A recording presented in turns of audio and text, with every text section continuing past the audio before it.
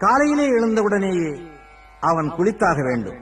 ஒரு நல்ல ஹிந்து தினசரி குளிப்பதாலேயே ஆண்டவனுடைய அனுக்கிரகம் வந்துவிடுமா என்று கேட்பவர்கள் பலர்.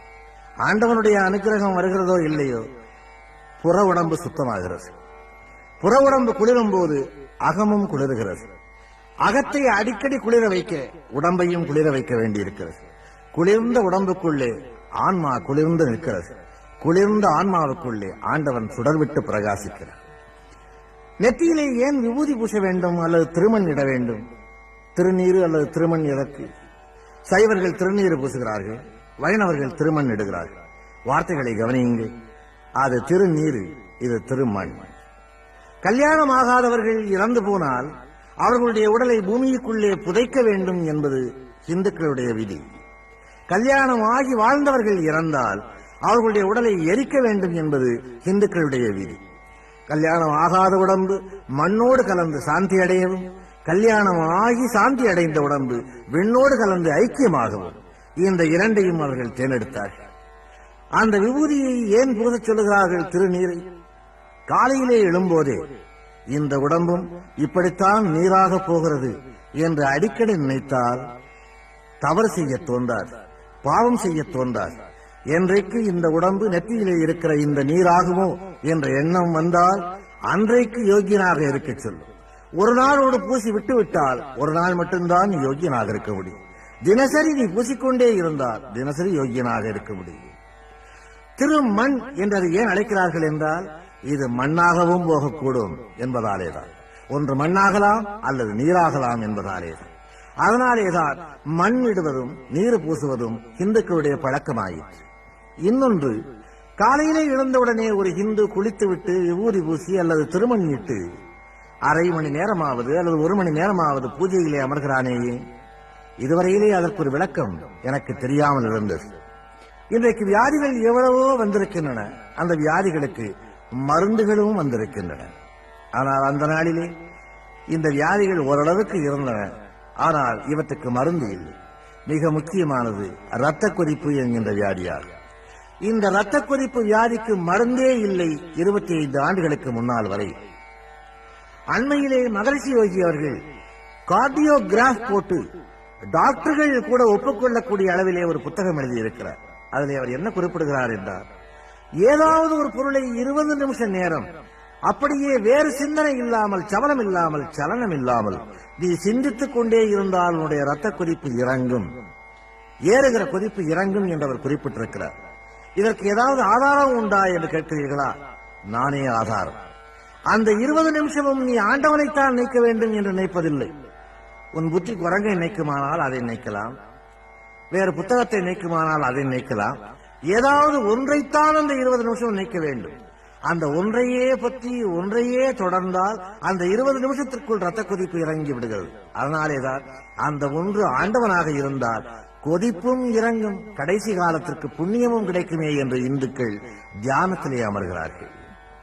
தியானம் என்பதனுடைய நோக்கமே அதுதான். தியானம் செய்வதன் மூலமாக விதியை வென்றுவிடலாமா?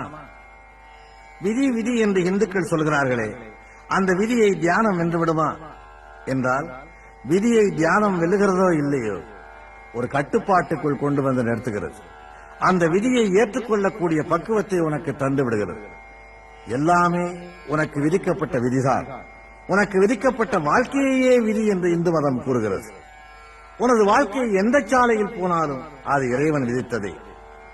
நானோ நீயோ கர்ப்பப்பையில் இருக்கும் போது நாம் போகிற பாதைகளும் சாக போகிற இடமும் நேரமும் நம் மண்டை ஓட்டுக்குள் திணிக்கப்படுகின்றன. நாம் எங்கே போனாலும் எப்படி வாழ்ந்தாலும் அது இறைவன் விதித்ததே. மனதின் சிந்தனை போக்கு எப்படி வேண்டுமானாலும் போகலாம், ஆனால் அது நடப்பதும் நடக்காததும் நம் விதிக்கோடுகளில் அடங்கி இருக்கிறது. ஊழிற் பெருவலி யாவுள மற்றொன்று சூழினும் தான் முந்துரும் என்றான் வள்ளுவன். ஊழ் என்பது பூர்வ ஜென்மத்தையும் விதியையும் குறிக்கும். பூர்வ ஜென்மத்தின் எதிரொலியைக் கொண்டு அந்த ஜென்மத்தின் விதி நிர்ணயிக்கப்படுகிறது. அதனை ஊழ்வினை உறுத்து வந்தூட்டும் என்றான் இளங்கோ. போன ஜென்மத்தில் உன் விதி பாவம் செய்யும்படி விதிக்கப்பட்டிருந்தால் அதற்கான பரிகாரம் இந்த ஜென்மத்தில் எழுதப்படுகிறது. ஆகவே விதியின் கோடுகள் தான் நம்மை ஆட்சி செய்கின்றன என்பது இந்துக்களின் அசைக்க முடியாத நம்பிக்கை. நாம் எண்ணியது நடந்தாலும் நடக்காவிட்டாலும், எண்ணாதது நடந்தாலும் யாவும் நம் விதி ரேகைகளின் விளைவே. முயற்சி 1/4 பங்கு, விதியின் ஒத்துழைப்பு 3/4 பங்கு. எல்லாவற்றுக்கும் கால நேரம் வர வேண்டும் என்கிறார்களே இந்துக்கள். அதற்கு என்ன காரணம்? இன்ன காரியங்கள் நமக்கு இன்ன காலங்களில் நடக்கும் என்று விதிக்கப்பட்டிருக்கிறது, அவ்வளவுதான். நினைவுகளின் மயக்கத்தை விதி ஒழுங்குபடுத்துகிறது. 2வது உலக யுத்தத்தின் போது ஹிட்லருக்கு இருந்த வசதியும் ஆயுத பெருக்கமும் வேறு எந்த நாட்டிலும் இல்லை. ஒரே நாளில் போலந்தை பிடித்தார். வெறும் மிரட்டலிலேயே செக்கோஸ்லோவேக்கியாவை பிடித்தார். குண்டு போடாமலேயே பிரான்சை பிடித்தார். அவன் விரும்பியிருந்தால் ஐரோப்பாவையும் 6 நாட்களிலேயே பிடித்திருக்கலாம். வெறும் வாய்வேட்டுக்களையே விட்டுக் கொண்டிருந்த எதிரிகளை அவன் கனடாவுக்கு துரத்தி அடித்திருக்கலாம். அகில ஐரோப்பாவையும் பிடித்துவிட்டால் உலகத்தில் ஐரோப்பிய நாடுகளுக்கு காலனிகளாக இருந்த ஆசிய, ஆப்பிரிக்க, அரேபிய நாடுகள் அத்தனையும் குண்டு போடாமலேயே அவன் கைக்கு வந்திருக்கும். அமெரிக்கா, சோவியத் யூனியன் இரண்டையும் தவிர மீதி உலகம் அவன் கைக்குள் விழுந்திருக்கும். இது சுலபமாக நடந்திருக்கக்கூடியது. ஆனால் விதி ஹிட்லரின் ஆணவத்தை ஆட்சி புரிந்தது. பிரிட்டனை கோழிக்குஞ்சு என்றவன் கேலி செய்துவிட்டு யானையை சாப்பிட்டால்தான் என் பசி அடங்கும் என்று சோவியத் யூனியனுக்குள் நுழைந்தான். அவனது சவக்குழி அங்கேதான் தோண்டப்படுகிறது என்று விதி சிரித்தது. சோவியத் யூனியனின் பருவகாலத்தில் அவன் சிக்கி சிக்கி இழுபட அமெரிக்காவும் பிரிட்டனும் தங்களை தயார் செய்து கொண்டு விட்டனர். எச்சரிக்கையாக இருந்திருந்தால் உலகத்தையே ஆண்டிருக்கக்கூடிய ஹிட்லர் தன் பிணத்தை கூட பிறர் பார்க்க முடியாதபடி இறந்து போனான். உலக வரலாறுகளை கூர்ந்து கவனியுங்கள். விதியை மரியால் வெல்லலாம் என்று சில பேர் பேசுவது உண்டு. வெல்லலாம்.